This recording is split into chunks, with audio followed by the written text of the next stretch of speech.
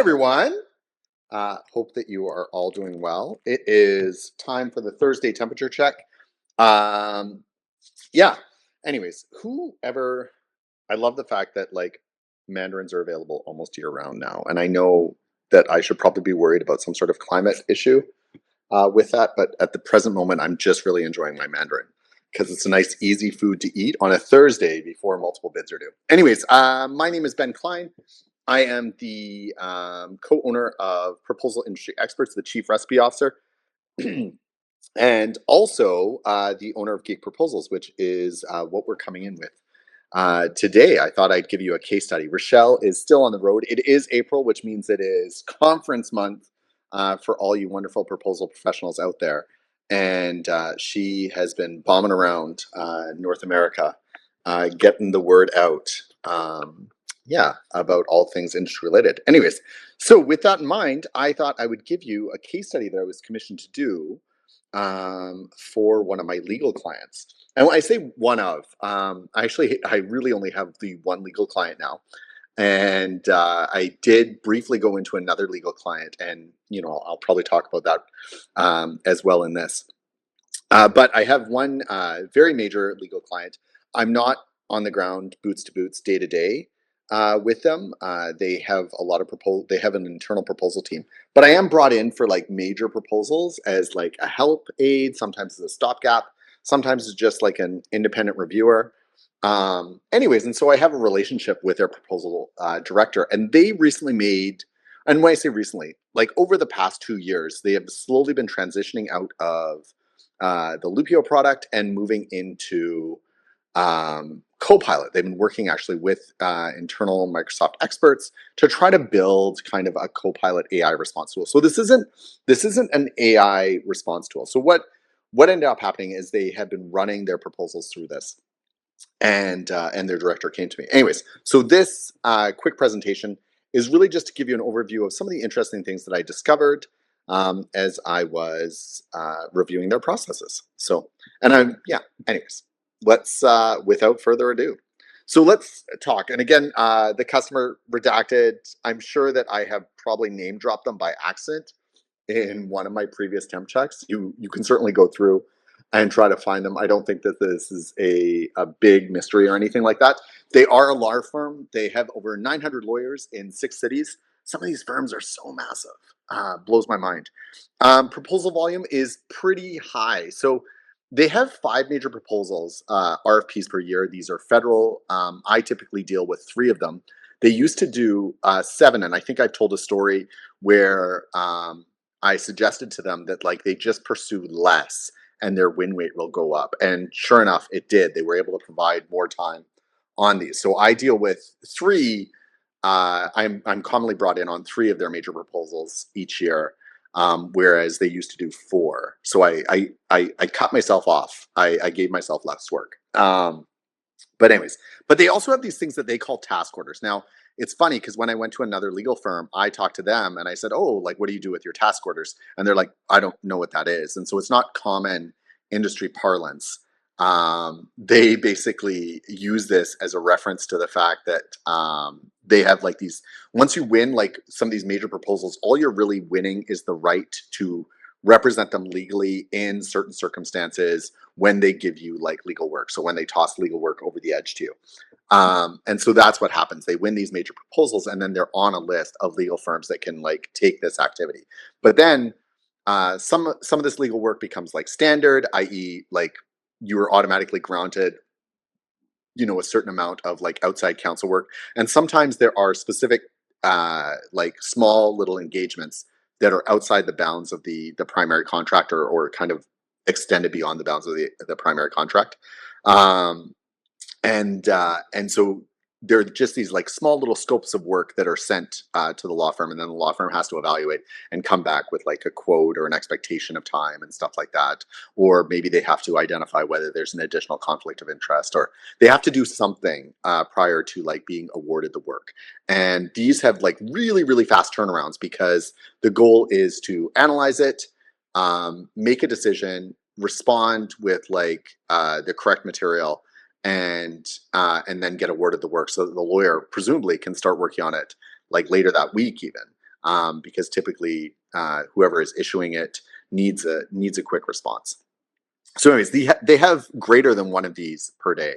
And so they've created this like really, really efficient operation for dealing with these. Whereas the information is received, there are a lot of templates and everything like that in place to recognize what type of order it is, and then to apply the appropriate template. And then from there to get it through the validation gates, because there is kind of like a paralegal. There is typically like some sort of SME, which is usually a junior partner or junior associate, and then of course like some sort of senior partner, depending on like the type of task, will have to sign off on it, or someone with authority will have to sign off on it, and that is all like clearly defined. And so they have this very, very well established process, and they were actually using the Lupio tool very efficiently. Their director of proposals is not a legal person, but she is phenomenal in her understanding of the proposal process, and really has created a super, super efficient process. So she'd been using Copilot for a while, or the team had been using Copilot for a while, and I'm not 100% sure whether she was asked. Like, I never really got this information, whether she had like an inkling that something was up, or like whether it was just kind of like their due diligence of like, hey, we got a new tool, let's like reevaluate. But the idea is that they wanted to know like what is the impact on their firm from the proposal process standpoint, from the implementation of this Copilot tool. And it might have been even something that like Microsoft was asking for. I'm not 100% sure, but they engaged me for a really short-term engagement, just to kind of like give them some bare bones nuts. I wasn't supposed to I prepared a much larger report than what you're going to see today, but like they weren't asking me to like rip everything down to the studs. This was really very much like a checkup of sorts, like a proposal hygiene checkup. Anyways, so the actual request was like when we tried to formalize the statement of work, it was: with the transition from an established proposal response to a Lupio, does our AI response system Copilot actually make our bids better? Like it was really a very high level question that was being requested. So let's first look at the metrics. So with Lupio, so one of the metrics that they track internally for their organization, and I know you're all like booing in the audience or something like that, is win rate. So in this case, the win rate was for task orders roughly 9%. Like it's almost a given that they will win almost all of their task orders, or be awarded the work. The more often than not, like that 10% that they are not getting, is because like the scope of work has changed because of something that we discover during the task order process. Like we will be like, hey, have you thought about this? And they'll be like, no, we didn't. Oh, let's reissue it, right? But we count that as a fail. For major RFPs, they have a 60% win rate, a 75% in the department that I look after. That's right. That's right. Not that I do anything in that regard. It really is just like that they are focused on that client, and their business development team is really, really good for that. Cost per submission, of course, that this is a metric near and dear to my heart. I introduced it to them like 4 years ago, and they continue to use it to this day. And we have seen gradual improvements as we've implemented tools and process changes and everything like that. So right now, a task order has a rough order of magnitude of about $1,000, 1,155-ish or so. And then RFPs are roughly 55,000. I know, a lot of 55s on this. And then employee satisfaction, like I said, I try to send out surveys at the end as much as possible. Sometimes I miss them. But in general, they have a rough NPS score of 8.1. So we ask them to rate how much the proposal process supported them, as like an identifier of like employee satisfaction. Like, did you feel like you were being supported? Because like paralegals are busy, junior partners are busy, senior partners, like all the associates and stuff like that, they always are being asked to like validate their billing, or like identify, like there's always a kind of a push for more billing, more billing, more billing. And so whenever you ask them to like do work of this sort that isn't usually directly billable to a customer, there is like a little bit of grumbling and stuff like that. So anyways, they have tried very hard to create a proposal process that like supports them inside of it. With Copilot, so they had implemented about 9 months ago. Like they implemented Copilot quite a bit longer ago. They were one of the test firms for Microsoft, but they had been working on like turning kind of their Copilot thing into like a standardized tool. So they were using a variety of like just the base level agents and tools inside of it and stuff like that. Again, I don't know how strong their relationship with Microsoft actually was, like how much Microsoft was involved and how much this was a pet project of their internal IT team. But they had been kind of transitioning away, and again, it's because their larger, like major RFP proposals are massive and very much largely custom built. There is like reuse from the previous season, but like it is a like to like comparison. So the need for like a massive content repository, they were finding that they were needing it less and less. The humorous part is they had one of the most efficient content repositories that I've seen. So it's kind of sad that they went to blob data, but maybe not. So, and blob data, just like ungeneralized storage of like previous proposals and stuff like that. Their cost per submission was going down. People were reporting in the survey that we did at the end or in their billables that they had less time that they were needed on bids and stuff like that. And I only had a sample size of 2 of their major RFPs to check, but it did seem like the number was going down there. Historically, this isn't the lowest they've ever gone. They have responded with a much lower bid in the past, but it just as a general trend. So take that with a grain of salt. Like we don't actually know, but it does appear, at least anecdotally and represented by a little bit of statistics, that their cost per submission was going down. People were using up less time, and cost per submission is largely like any kind of physical purchases that need to be made in the process, like the printing or the binding, the shipping, etc. Or like if there's special hardware or something needs to be acquired to respond to the bid, and then the soft costs of like all the internal employee time and resource time that is needed to like prepare and develop this content. All right. And employee satisfaction was also going up. People were reporting, and it was going up quite a bit. People were reporting that they were happier in bids. And the humorous part is that, and I'm not really showing like NPS over time, but this is definitely closer to the end of the period. Like when I was evaluating, this is when NPS was at its highest. Whereas kind of like mid-period of the Copilot transition, it actually went down briefly. And then during there wasn't like a major change. And so it kind of just rocketed up a little bit in like the last 3 or 4 months before I did this check. So again, metrics are improving. And we know that like metrics are a good way of kind of gut checking something, but like at the end of the day, is this actually telling the whole story? Like we all know numbers can kind of lie.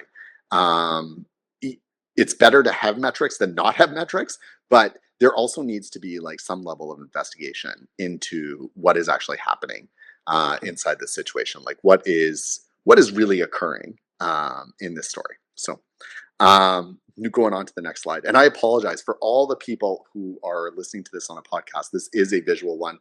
I strongly suggest going to YouTube. Not that the slides are that amazing or anything like that, but just if you're having any difficulty following along, I'm trying to like announce whatever is on the slides as much as possible. So my investigation, I pulled 200 of their task orders.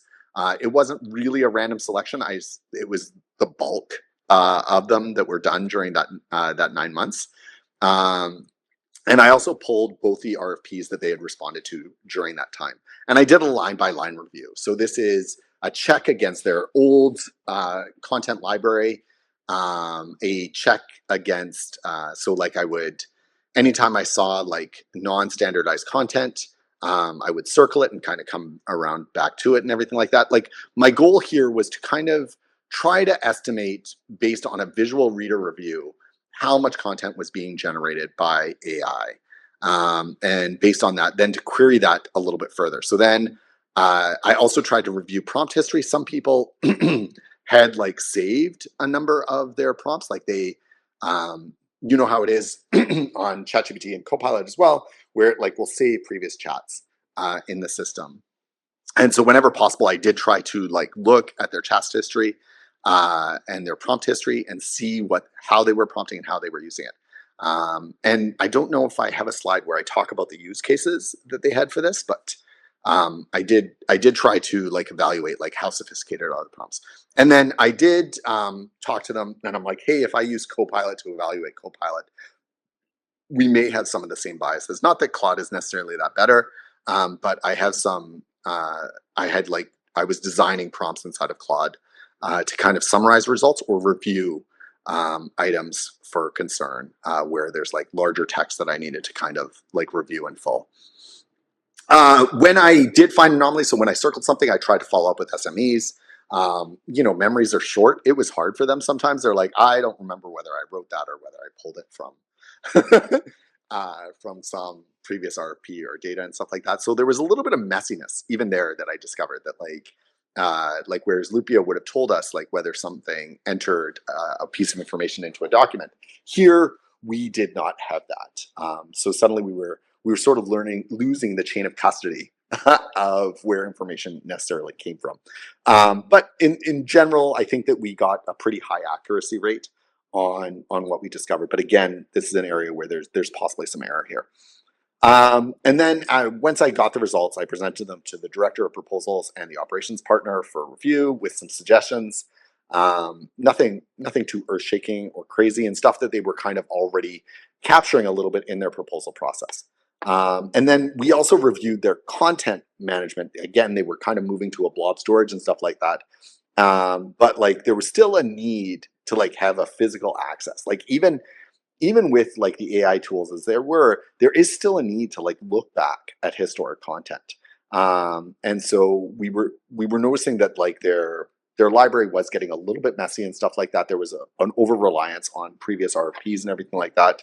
And there was kind of a lack of data around this. So a little bit of content slide. All right. Discovery. So any legal representations made inside the document, and there are always very few, these were 100% accurate. And so what this said to me, and when I talked, I could see that like none of them were being necessarily generated by AI. People might have used AI to like firm up the language, or like change the tone. But for the most part, like people were very clearly like reviewing these portions and making sure like, hey, this is an actual thing that like a professional has reviewed and made sure is like airtight, rock solid, no errors here, blah blah blah. So that was fine. Marketing material. So here was the first discovery, and interestingly enough, when I discovered this, I started looking inside my other clients who are using AI tools, and I started discovering it here as well. So this is in kind of, inside proposals, there's usually like some marketing material or something that's kind of fluffier, that can be a little bit more generic, a little bit less coded. And what I discovered, the one that struck me is when I saw ICO. So a very common term in legal terms is COI, which is conflict of interest. Firms have to determine whether they have conflict of interest in any specific case. They represent lots of different clients. So they have to make sure like, hey, we're not in current or previous legal issues around this and stuff like that. And there's a whole kind of group and process for determining this. And interestingly enough, what I noticed is that there were sentences that were being written out, and it would be making a reference to conflict of interest, but it would be using the term ICO.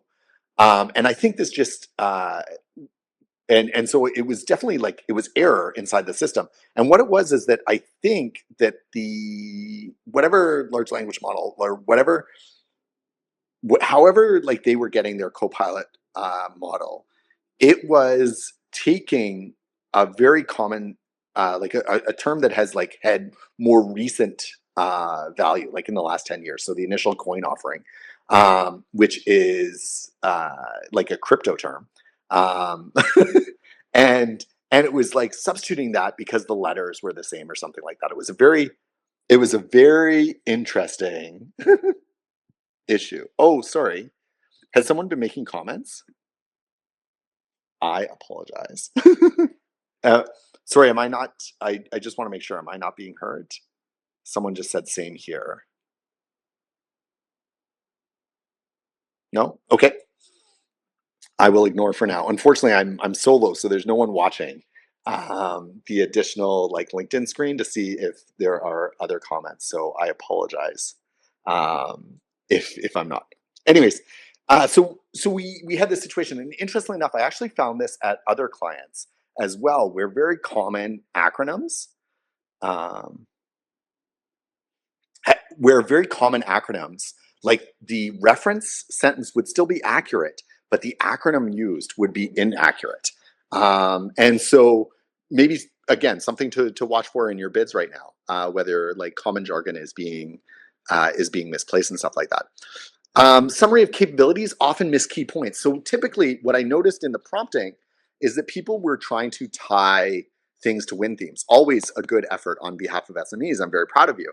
And at the same time, though, it often glossed over like really core components of what a legal firm or a law firm offers to people. Like even though there's an assumption like, hey, we offer this, some it still needs to be kind of stated and stuff like that. And I was noticing more and more that material was being cut down, especially when I assume people were using prompts like make this more condensed or tighten this up or something like that. It would often like take out kind of core capabilities or core competencies of the firm.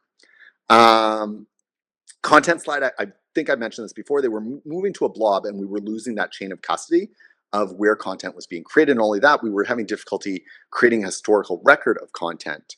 Like it was there in the final order that went out, but like it wasn't represented anywhere else in like largely searchable formats. So if you just wanted to find specific pieces of content, again, you are being shifted to using AI more and more, to just like create an agent inside of SharePoint and drum it up and stuff like that with your prompts and everything. So there was some issues. And only that, I don't know if you have a Copilot environment, but like you can have a situation where you have Copilots in multiple places and like they are not, even on your personal Office 365 account, they are not necessarily talking to each other or sharing information among each other. And so it was a really discovery. What I also noticed is at the beginning of the process, when they were just doing the transfer over from Lupio, all the task orders were very hyper accurate. They would be what I can, and like very low AI content was being used. But later task orders were showing AI neglect. There was definitely more and more material coming up. And of course, like this is natural for adoption, was sort of the idea, but I wanted to flag it to them. And then of course, what we also noticed is that like the final partner review, whether it was a junior or a senior partner, we're often discovering like more issues later on in the process. So in the end of the 9 months than at the beginning of the 9 months and stuff like that. So there was like a greater level of like error that was being created. All right. Odd slide. So analysis. Adoption was quickest among junior partners, SMEs, and paralegals. So anyone who is using ChatGPT frequently, they were obviously adopting quicker to it, and you would see that kind of in like how much AI content was being generated by that specific department or group. Because like some of these guys were using it like within the first 30 days kind of thing. Others were like taking time, like 6 months, like especially among junior partners who have a lot of work on their shoulders anyways. They were like not really using it until kind of the end of the process.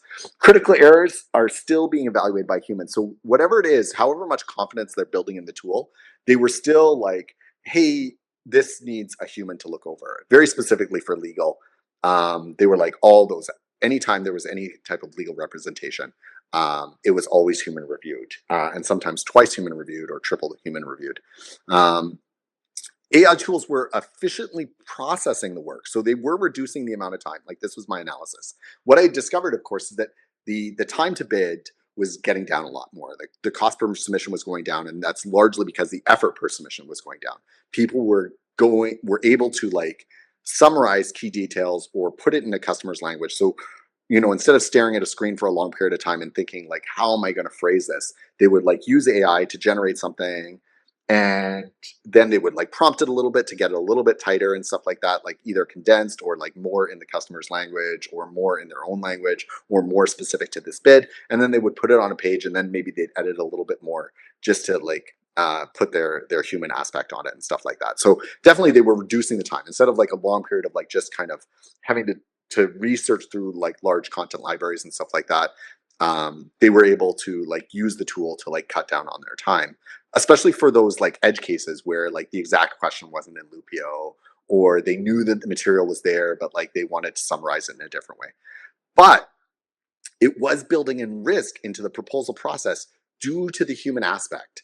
And that was, as time went on, what I was noticing is that people were being overconfident in the AI's ability to respond on their behalf, and so they would often not review very critically the content that was being created. They would kind of just summarize or skim and be like, "Yeah, this seems generally right," and put it in the document. And sure, they would catch like small errors and stuff like that, but there was time that like stuff was slipping in, so it was all part of the human process. And we all know, what is it, was it Pascal's, I can't, is it Pascal's law that says like the work will always expand to fill the time available, because in law firms like billing is a thing.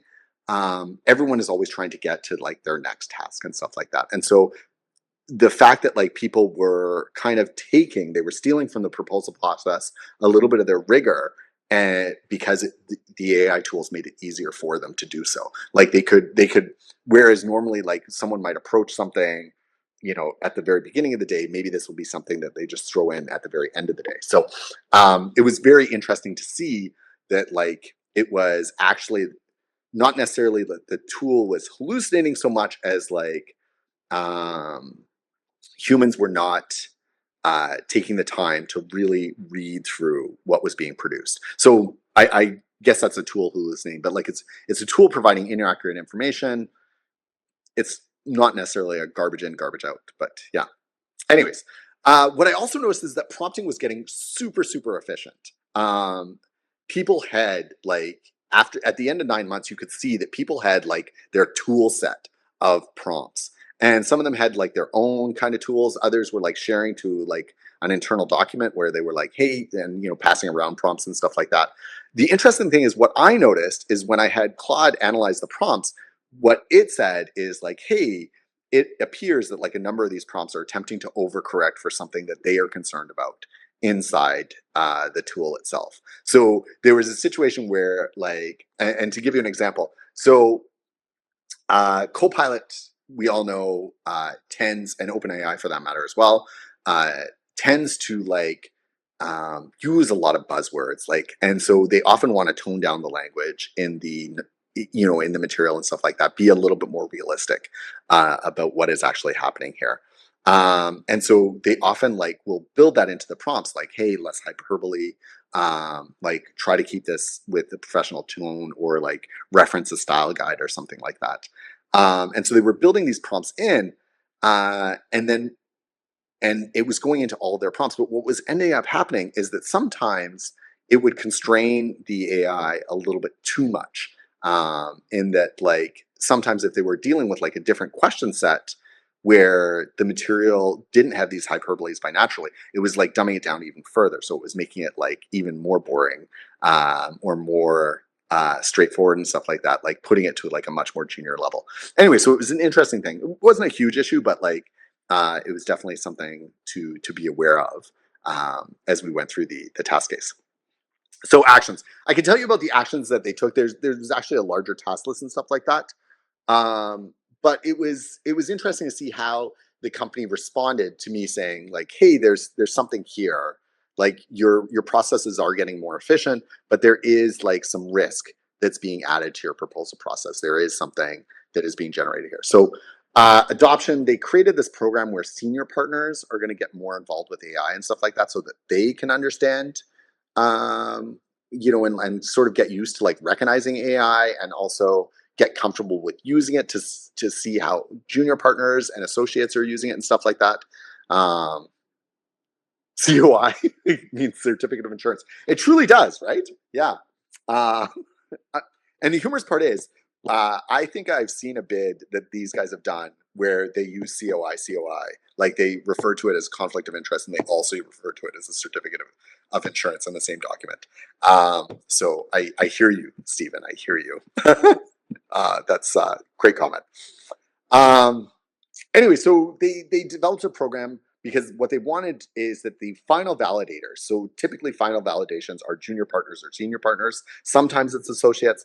Um, Anyways, but they wanted to make sure that the final point of validation felt comfortable enough with AI to one, recognize where it was and like determine like, hey, maybe a higher level of scrutiny needs to be applied here and stuff like that. And also to see what so that the senior leadership had enough understanding to see what was largely a bottom up operation or change in use and stuff like that. Critical areas, for the most part, they started to more clearly define what critical areas were. So not just legal representations, but specific representations about the company, anything that touched PII.